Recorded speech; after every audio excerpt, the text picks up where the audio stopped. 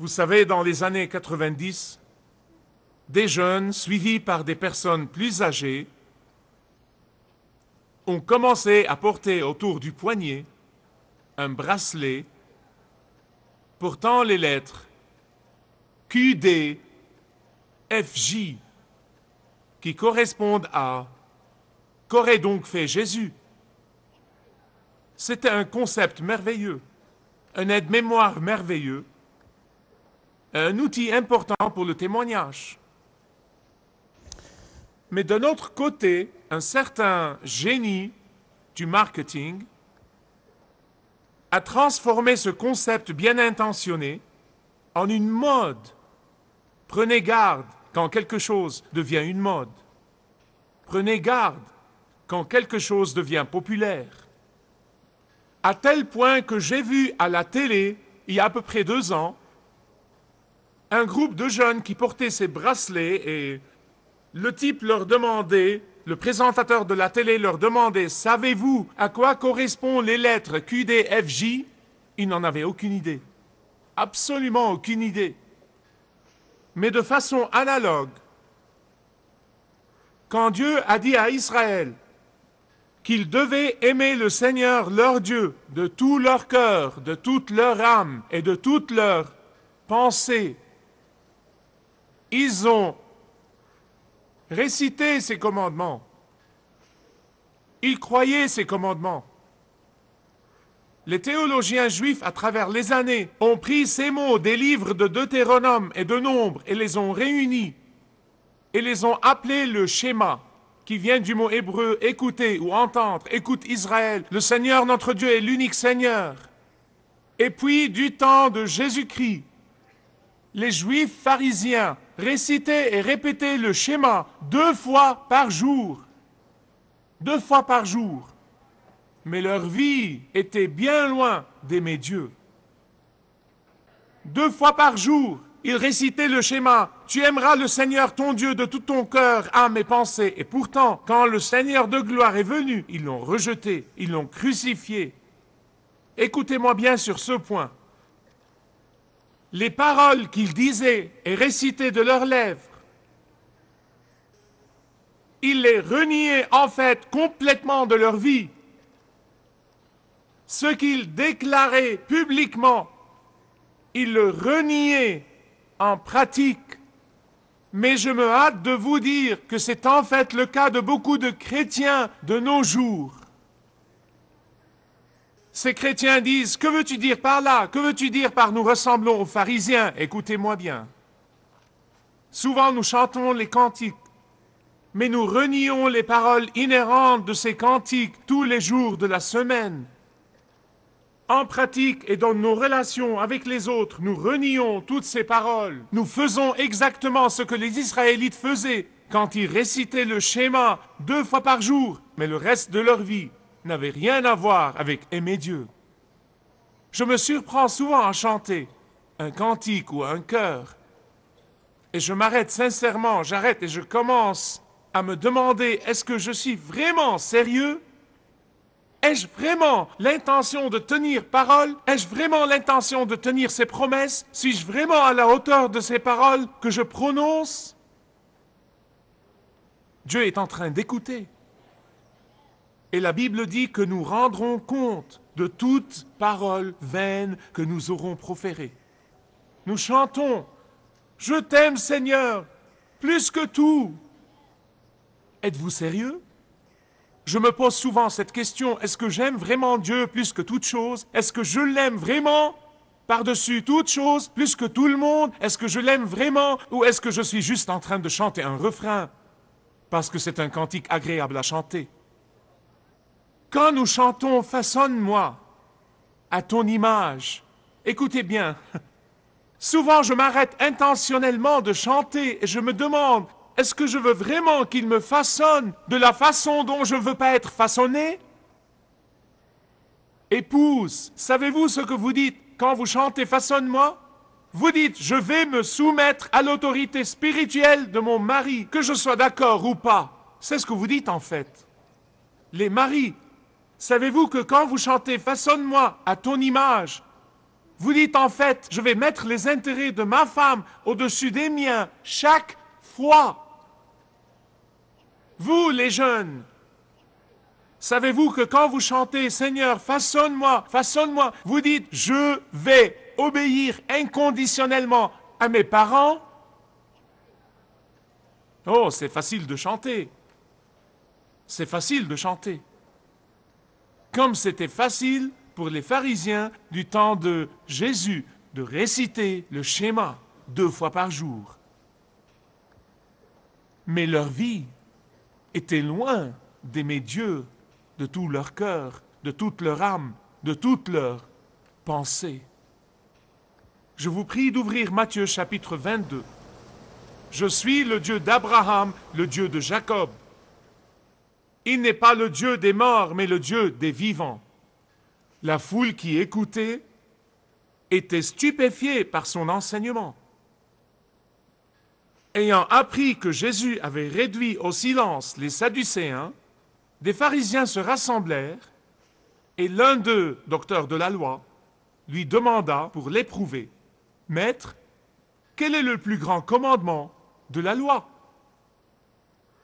Jésus lui répondit, « Tu aimeras le Seigneur ton Dieu de tout ton cœur, de toute ton âme et de toute ta pensée.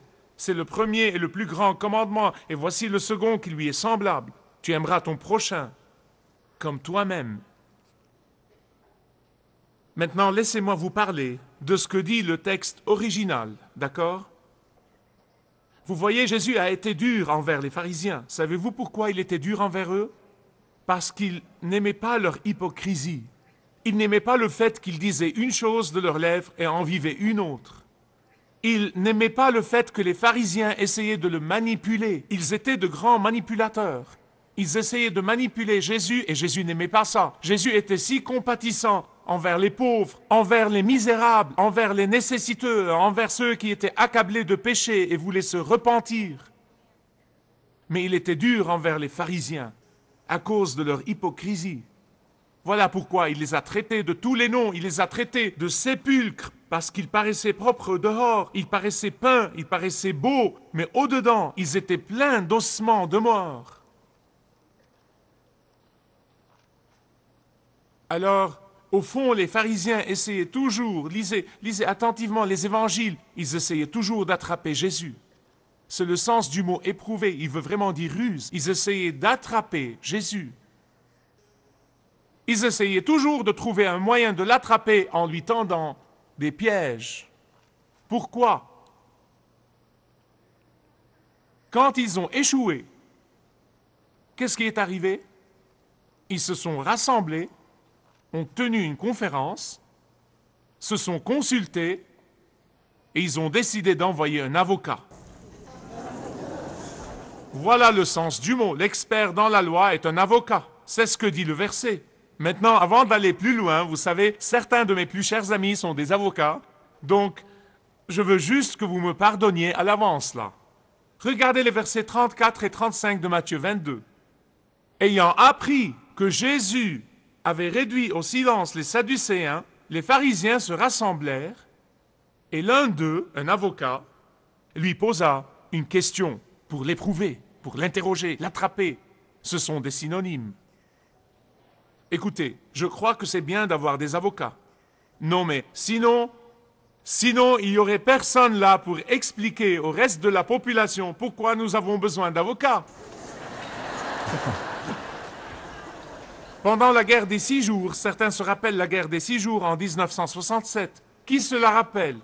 En 1967, la raison pour laquelle Israël l'a emporté sur tous ses voisins arabes était en fait l'ingéniosité du général Moshe Dayan. C'était un grand stratège. Et voilà comment il a organisé la guerre. Écoutez-moi, il a enrôlé les hommes, mais il a mis les avocats sur la ligne de front. Non, il ne voulait pas s'en débarrasser. Ils lui ont demandé pourquoi, il a dit, parce que quand je dis charger, ils le font avec passion.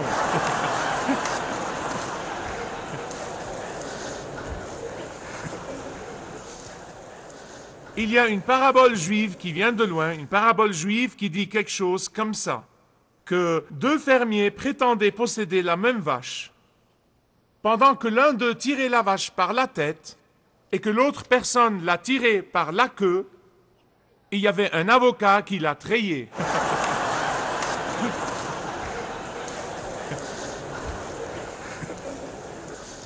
Eh bien, c'est écrit noir sur blanc dans la Bible. Un avocat est venu attraper Jésus. « Maître, quel est le plus grand commandement ?» lui a-t-il demandé.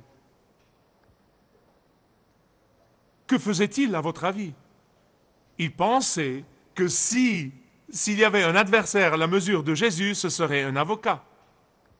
Et le but est, bien sûr, de trouver quelque chose par lequel il pouvait accuser Jésus d'hérésie pour pouvoir le discréditer.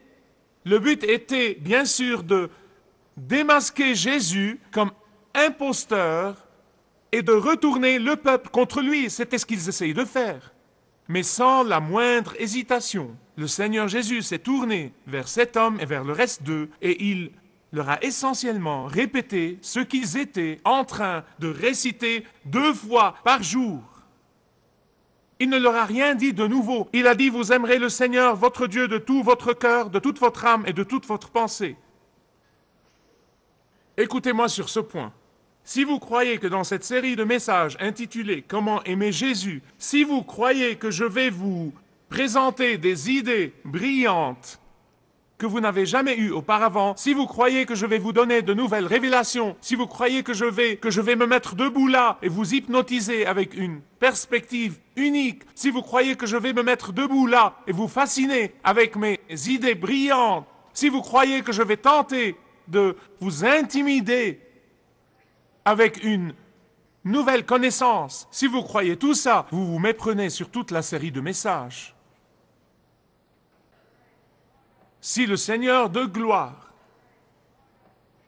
a répondu aux pharisiens en leur disant ce qu'ils savaient déjà, qu'ils devaient faire, ce qu'ils savaient déjà en théorie, qui suis-je pour vous donner quelque chose de nouveau, ou de vous donner n'importe quelle nouvelle idée ou n'importe quelle révélation? Je ne suis là que pour vous exhorter et m'exhorter à pratiquer dans la vie ce que nous savons déjà en théorie.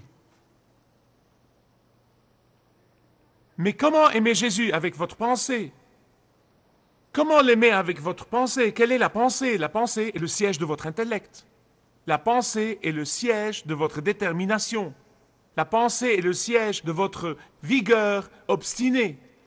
La pensée est le siège de l'engagement.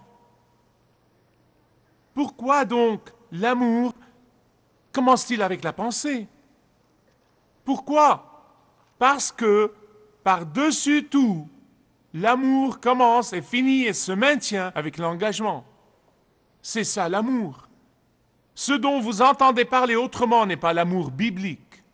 Dans le mariage, le cœur même de l'amour entre un mari et une femme n'est pas le physique ou la beauté physique. Cela peut changer et cela change. Ce n'est pas les émotions ou le côté romantique, car ils peuvent avoir des hauts et des bas. Ce n'est pas les sentiments, car ils sont inconstants. Ce n'est pas la force physique, parce que cela finit inévitablement par se détériorer. Ce n'est pas les possessions, parce que les possessions pourraient avoir des ailes et s'envoler. Mais l'amour commence, continue, se maintient et finit par la puissance de l'engagement. Et il commence dans la pensée, non pas avec les émotions, non pas avec les sensations vagues. Il commence dans la pensée, l'engagement. Si vous voulez aimer Jésus-Christ de tout votre être, vous devez commencer avec une détermination dans votre pensée que vous allez l'aimer par-dessus toute chose. Si vous voulez aimer Jésus de tout votre cœur, vous devez commencer avec une décision mentale délibérée. Si vous voulez aimer Jésus de tout votre être, vous devez commencer par lui donner le plus haut niveau de priorité dans votre vie. Priorité de votre temps, priorité de votre énergie, priorité de votre argent, priorité de votre pensée, priorité de votre prise de décision, priorité de vos rêves et de vos espoirs. Quand j'étais un jeune chrétien, j'entendais les gens dire « Oh, les priorités devraient aller comme suit. Dieu, famille, travail, église. » Et je me suis enthousiasmé pour ça. Mais je dois vous le confesser en ce moment. J'ai lamentablement échoué. J'ai lamentablement échoué. Pourquoi? Parce que Dieu est invisible et par conséquent, mes priorités étaient continuellement chambardées et bouleversées. Elles étaient chambardées parce que je ne pouvais pas voir Dieu. Ce qui accaparait mon attention, c'est ce que je pouvais voir de mes yeux physiques. Ce qui prenait mon temps et mon énergie et ce que je ressentais. Ce qui occupait ma passion et ce que j'éprouvais. Voilà pourquoi c'était une lutte permanente. Je disais une chose de mes lèvres, voilà ma priorité, c'est ce qui devrait être ma priorité. Et pourtant, j'étais dans une lutte permanente, parce que mes priorités étaient complètement bouleversées. L'urgent, toujours l'emporte sur l'important. Et si vous tombez dans le piège de dire « ma priorité c'est Dieu, famille, travail, église », je veux que vous écoutiez bien ce que je vais vous dire. À moins que vous soyez absolument super spirituel, ce que je ne suis pas. À moins que vous soyez super spirituel, vous ne serez pas à la hauteur. Ce genre de sens, de priorité, ce sera en théorie, ça semblera bon, vous pouvez en parler aux autres, et ils vous diront « Ah, t'es super !» Mais ça ne marchera pas. Non seulement ça a échoué dans ma vie, mais aussi je le vois échouer dans la vie des autres. Ainsi, j'ai commencé à penser à mes priorités. Non pas d'après une liste, mais d'après une roue de bicyclette. Jésus est l'axe autour duquel tous les rayons de mes priorités sont accrochés. Jésus est la partie centrale de laquelle émanent toutes mes priorités et vers laquelle toutes mes priorités reviennent. Le Seigneur Jésus est le centre même de toutes les autres priorités de la vie. Et j'ai changé ma façon de penser. Parce que j'ai trouvé que je mentais. Je disais, voilà mes priorités, voilà la liste. Et je mentais. Je n'étais pas à la hauteur. Pour moi, avoir une liste de priorités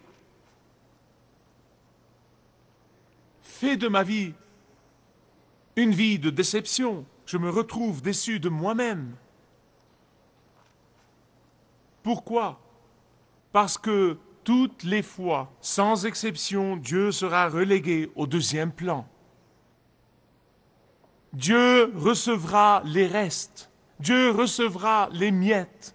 Dieu sera souvent relégué au coin. Et comme les pharisiens d'antan, nous pouvons nous lever et réciter le schéma 2 fois par semaine, 2 fois par jour. Mais nos vies ne sont pas à la hauteur du schéma. Ainsi, aimer Dieu de toute votre pensée signifie ce qui suit. Vous prenez une décision dans votre pensée et dans votre volonté de lui donner le premier fruit du jour et non pas le fruit pourri. De lui donner le premier fruit de votre argent et de vos possessions et non pas les miettes et les restes. Aimer Dieu de toute votre pensée veut dire faire un engagement à toute épreuve, un engagement absolu, comme quoi vous le consulterez avant de prendre la moindre décision. Aimer Jésus de toute votre pensée signifie que vous direz non à cette boisson qui va vous enivrer et qui va vous faire perdre votre témoignage. Cela signifie un non catégorique à cette infidélité sexuelle qui vous fait mal et fait mal aux autres. Cela signifie dire non à cette tentation de truquer les comptes. Cela signifie dire non à cette dépense inutile. Cela signifie dire non à ce gaspillage insensé qui ne vous profitera en rien. Cela signifie dire non à tout ce qui vous éloigne d'une vie vouée à la louange. Non seulement vous direz non à toutes ces choses, une fois que Jésus devient le centre de votre vie, mais aussi vous direz oui à toutes les choses qui l'honorent. Vous direz oui et vous vous déciderez toujours et en tout temps à dire oui à obéir à tous ses commandements, à dire oui, à rechercher les perdus, à dire oui à tout ce qui glorifie et honore son nom, à dire oui, à vous lamenter sur le péché. Jésus a dit « m'aimer », c'est m'obéir. Ça ne sert à rien de dire « je t'aime Seigneur » quand vous êtes désobéissant. Bonjour. Il dit « m'aimer », c'est m'obéir, et lui obéir exige une décision de la pensée. La pensée n'est que la première étape. Le processus ne s'arrête pas là. Votre volonté doit d'abord se préparer. Et vous devez dire, Seigneur, vous dites comme Daniel, je vais me résoudre dans mon cœur, je vais prendre cette décision. Et une fois que votre décision est prise, le reste suivra. Comme je priais et jeûnais et cherchais la pensée de Dieu, et j'écrivais mes notes, j'ai tout d'un coup pris conscience, le Saint-Esprit a établi ma conviction que nous permettons beaucoup de fois à nos échecs passés de nous empêcher d'aimer Jésus de tous nos cœurs. Je vous assure que si, consciemment ou inconsciemment, vous permettez à vos échecs passés de vous dominer et de gouverner, vous ne pourrez pas aimer Jésus de tout votre cœur. Cela vous empêchera de décider. Ah, peut-être que vous prendrez une décision rapide un dimanche matin étant convaincu, mais je parle de la continuité. Voyez, je connais ça, je le connais de première main, et je le connais de la vie des autres. J'ai lu l'autre jour quelque chose, ça a l'air drôle, mais ça ne l'est pas, sur un homme qui avait un problème de mémoire. Et il va chez le médecin. Il lui dit, docteur, il dit, je suis en train de perdre ma mémoire. Une semaine plus tard, il reçoit le diagnostic et le docteur lui dit, eh bien, nous ne pouvons pas aider votre mémoire sans détériorer votre vision. À vous de décider. Préférez-vous voir ou avoir bonne mémoire? Une situation terrible, je suppose. L'homme dit immédiatement, il dit, je préfère ma vision plutôt que ma mémoire. Toujours. Il dit, je préfère voir où je vais aller plutôt que me rappeler où j'étais. Et je vais vous dire une chose, ce doit être le cas si vous voulez aimer Jésus de tout votre cœur. Que vous commenciez à voir où vous allez sans vous soucier forcément de l'endroit où vous étiez. Pour aimer Jésus de toute votre pensée, vous devez forcément être contrôlé par où vous allez et non pas par où vous étiez. Vous pouvez mettre là où vous étiez sous le sang de Jésus et aller de l'avant. Et vous pouvez le faire aujourd'hui. Aimer Jésus de toute votre pensée signifie que vous devez être dominé par le désir d'oublier le passé, complètement.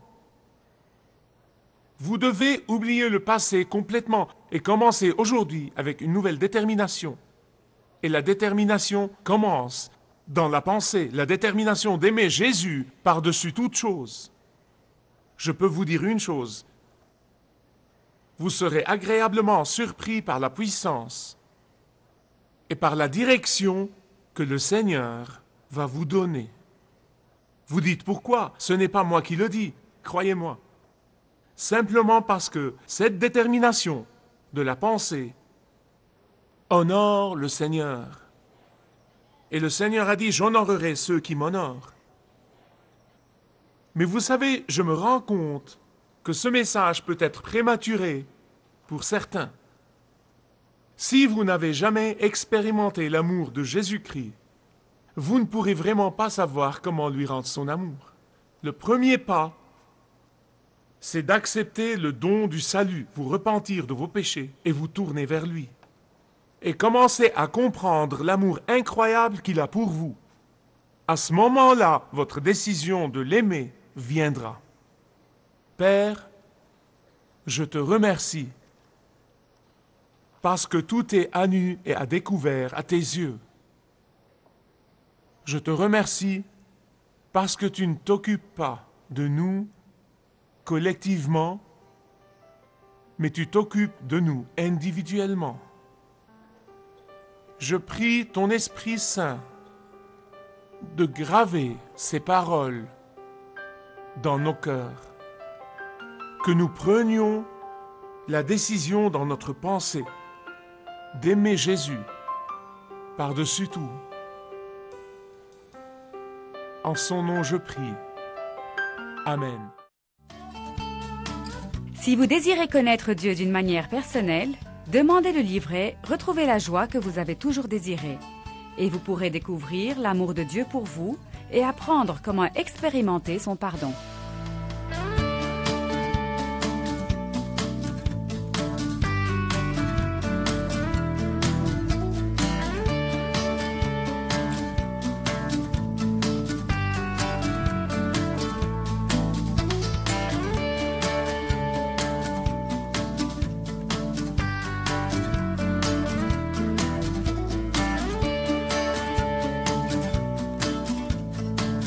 Si vous avez une relation personnelle avec Dieu et vous êtes intéressé à marcher plus intimement avec lui, demandez le livret « 7 pas sur le chemin de la foi » qui vous guidera dans une relation plus profonde avec votre Père Céleste. Demandez votre livret gratuit.